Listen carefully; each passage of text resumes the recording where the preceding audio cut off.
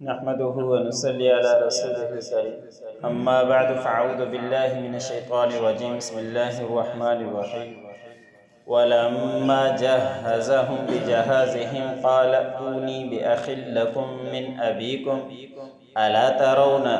أني أوفي الكيل وأنا خير المنزلين فإن لم تأتوني به فلا كيل لكم عندي ولا تقربون قالوا سنراود عنه أباه وإنا لفاعلون وقال لفتيانه اجعلوا بضاعتهم في رحالهم لعلهم يعرفونها إذا انقلبوا إلى أهلهم لعلهم يرجعون فلما رجعوا إلى أبيهم قالوا يا أبانا منع منا الكيل فأرسل معنا أخانا نقتل وإنا له لحافظون۔ سورۃ یوسف کا درس چل رہا ہے۔ اسی سورت کی آیت نمبر 59 سے لے کر 63 تک تلاوت کی گئی۔ گزشتہ آیتوں کے اندر تذکرہ ہوا کہ حضرت یوسف علیہ السلام کو بادشاہ نے جیل سے نکلوایا اور اپنے پاس بلوایا، اور پھر حضرت یوسف علیہ السلام نے کے سامنے ان سے گفتگو ہوئی اور کافی ساری باتیں ہوئی۔ تو اس وقت خواب کی تعبیر دوبارہ حضرت یوسف علیہ السلام کی زبانی بھی انہوں نے سننا چاہی، یوسف علیہ السلام سے سنی، اور اس کے بعد حضرت یوسف علیہ السلام نے فرمایا تھا کہ مجھے خزانے کا مالک بنا دو، میں اس کی حفاظت بھی کرنے والا ہوں، جاننے والا بھی ہوں۔ حضرت یوسف علیہ السلام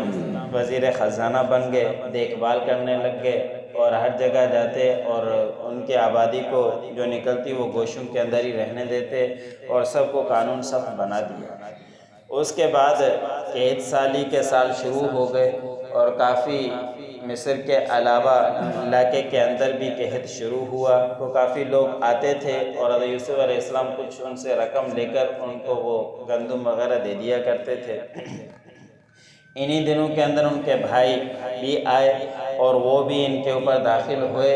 پہنچے تو حضرت یوسف علیہ السلام نے ان کو تو پہچان لیا، لیکن وہ حضرت یوسف علیہ السلام کو نہیں پہچان سکے۔ وہ پہچان بھی کیسے سکتے تھے؟ ان کو کیا معلوم تھا کہ ہم نے تو اس کو کنویں کے اندر پھینک دیا اور پھینکنے کے بعد قافلے کے ذریعے ہم نے معمولی رقم سے بیچ دیا تھا، اب یہ وہاں کہاں یہ پہنچے گا، یہاں اور یہاں پہنچ کر تو یہ بادشاہ بھی بن سکتا ہے۔ ان کے وہم و گمان میں بھی نہیں تھا، اس لیے انہوں نے تو نہیں پہچانا، لیکن یوسف علیہ السلام نے کچھ معلومات لینے کے بعد ان کو پہچان لیا اور وہ علاقہ بھی بتلا دیا کہ ہم اس علاقے سے آئے ہیں۔ جس وقت کنویں کے اندر ڈالا تھا، مفسرین نے لکھا ہے کہ اس وقت 7 سال عمر تھی، اور ابھی ایک صحابی کی روایت لکھی ہے مفسرین نے کہ اس وقت حضرت یوسف علیہ السلام کی عمر 40 سال تھی۔ اب اتنا فرق آ گیا تو وہ کہاں سے وہ پہچان پائیں گے، لیکن حضرت یوسف علیہ السلام نے ان سے معلومات لینے کے بعد ان کو پہچان لیا تھا۔ جب ساری باتیں ہو گئی تو حضرت یوسف علیہ السلام نے ان کے لیے سامان تیار کروایا اور ان کی اچھے طریقے سے مہمان نوازی کی۔ ایک تو قریب بھی ہو گئے، اپنے بھائی بھی ہو گئے، ویسے بھی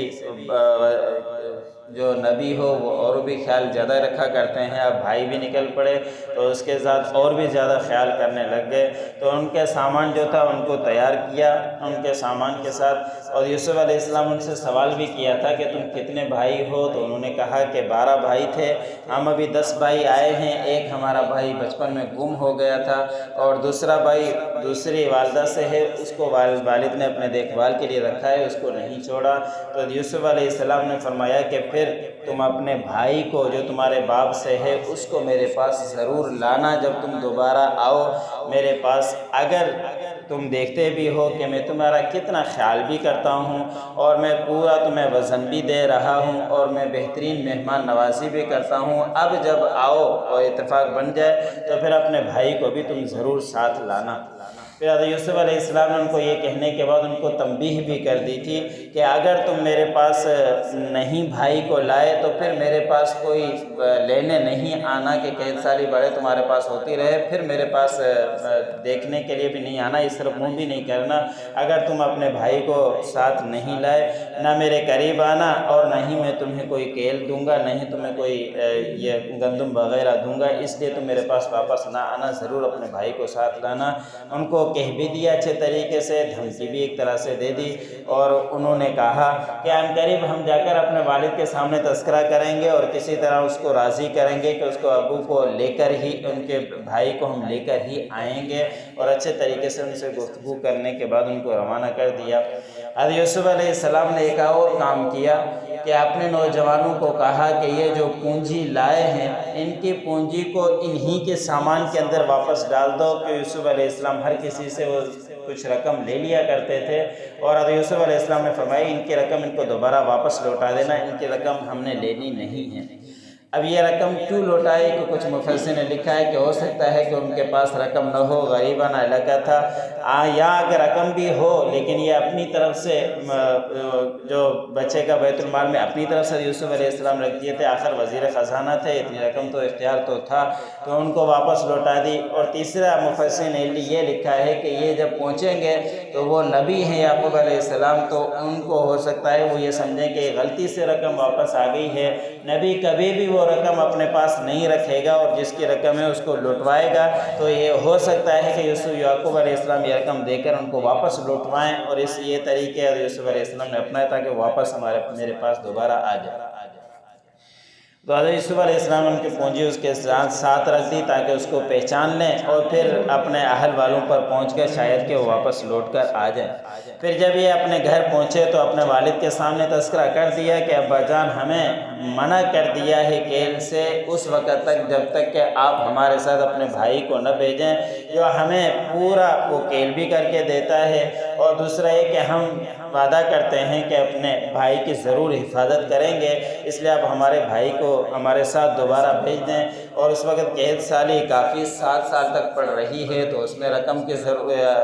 دانے وغیرہ کی بار بار ضرورت بھی پڑتی تھی۔ مفسر نے لکھا ہے کہ یعقوب علیہ السلام کا خاندان اس وقت 390 تک پہنچ چکا تھا اور پورا ایک علاقہ ان کا تھا، تو ان کے لیے آبادی کے دانے وغیرہ کی ضرورت تو تھی، اب قید سالی تو تھی، 7 سال تک اس کو دوبارہ پلٹنا پڑا، دوبارہ آئے تھے جس کا کل تذکرہ آئے۔ وَلَمَّا جَهَّزَهُمْ بِجَهَازِهِمْ، جب تیار کر دیا ان کے سامان کو یوسف علیہ السلام نے، قَالَ ائْتُونِي بِأَخٍ لَكُم مِّنْ أَبِيكُمْ،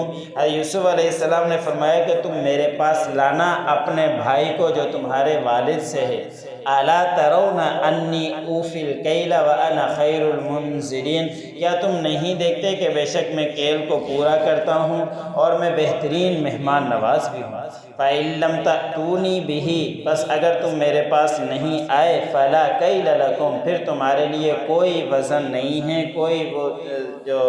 ذخیرہ دانہ وغیرہ کوئی بھی تمہیں نہیں ملے گا میرے پاس۔ وَلَا تَقْرَبُونِي، اور نہیں تم میرے قریب آنا۔ قَالُوا سَنُرَاوِدُ عَنْهُ أَبَاهُ وَإِنَّا لَفَاعِلُونَ، انہوں نے کہا کہ عنقریب ہم اپنے والد کو اس کے بارے میں راضی کریں گے اور بے شک ہم ایسا کرنے والے ہیں۔ وَقَالَ لِفِتْيَانِهِ اجْعَلُوا بِضَاعَتَهُمْ، حضرت یوسف علیہ السلام نے اپنے نوجوانوں کو کہا کہ ان کی پونجی ان کے سامان میں ڈال دو، فی رحالہم، ان کے سامان میں ڈال دو، لعلہم یعرفونہا، شاید کہ یہ اس کو پہچان لیں، اذا انقلبوا، اور شاید کہ واپس لوٹ کر آئیں، الی اہلہم لعلہم یرجعون، اور جب وہ اپنے اہل والوں کی طرف پہنچیں تو اس بہانے سے شاید وہ واپس بھی لوٹ کر آ جائیں۔ فَلَمَّا رَجَعُوا إِلَىٰ أَبِيهِمْ، پر جب وہ اپنے والد کی طرف پہنچے، قَالُوا يَا أَبَانَا، انہوں نے کہا کہ اے ہمارے ابا جان، مُنِعَ مِنَّا الْكَيْلُ، اور ہمیں روک دیا گیا ہے وزن سے، جو دانہ دینے سے روک دیا گیا ہے، فَأَرْسِلْ مَعَنَا، پس بھیجیے ہمارے ساتھ، أَخَانَا، ہمارے بھائی کو، نقتل، ہم وہ دانہ لائیں گے، وَإِنَّا لَهُ لَحَافِظُونَ، اور بے شک ہم اس کی حفاظت کرنے والے ہیں۔